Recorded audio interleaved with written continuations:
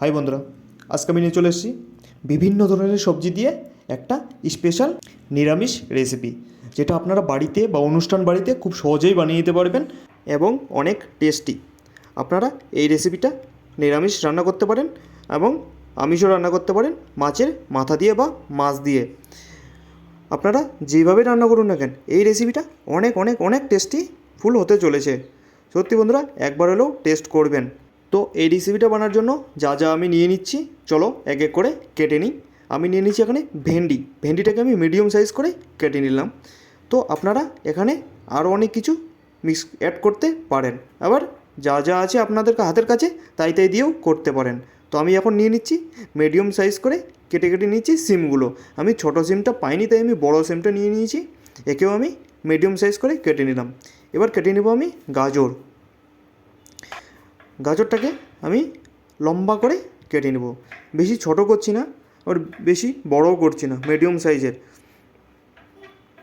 আপনারা এর মধ্যে বিটও অ্যাড করতে পারেন, অনেক কিছু অ্যাড করতে পারেন, আপনাদের পছন্দ মতো নিয়ে নেবেন।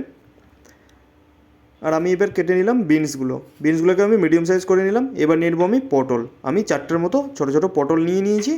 আপনাদের হাতের কাছে যা যা সবজি আছে তাই একটু একটু করে দিয়ে দিতে পারেন। এবার নিয়ে নেবো আমি আলু বেশি নিব না, আমি একটার অর্ধেক নিয়েছি, কারণ এখানে বেশি আমি আলু দিব না, নাহলে এখানে আলু হয়ে যাবে।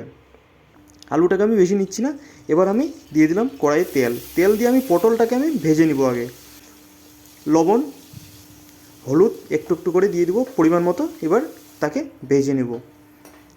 আমি পটলটাকে আগে 50% ভেজে নিয়েছি, বেশি ভাজবেন না, 50% বাস। এবার আমি গাজর আর বিনসটাকেও ভেজে নেব।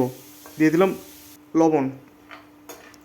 লবণ দিয়ে তাকে আমি সুন্দর করে তাকেও আমি ভেজে নিলাম। এবার আমি দিয়ে দেবো সিম আর ভেন্ডিটাকে আমি লবণ দিয়ে এবার তাকেও ভেজে নিব। ভিডিওটা লাস্ট পর্যন্ত দেখবেন, আশা করি ভালো লাগবে। ভেন্ডিটাকে আমি ভেজে উঠিয়ে নিলাম। এবার নিয়ে নেবো আমি একটুখানি আলুটাকে আমি ভেজে নেব।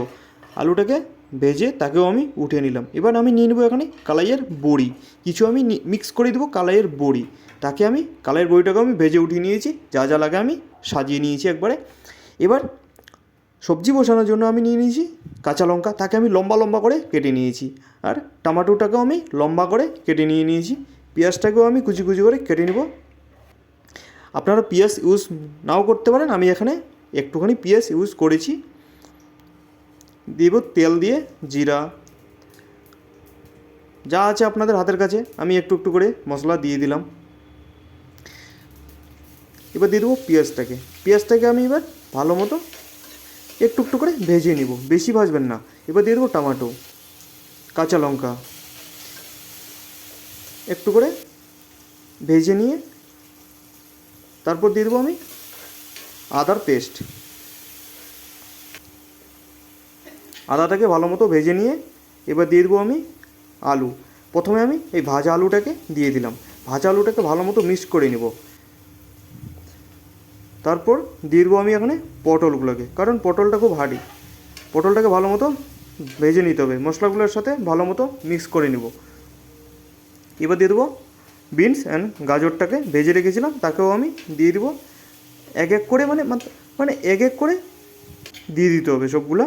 এবার দিয়ে দেবো সিম অ্যান্ড ভেন্ডিটাকে,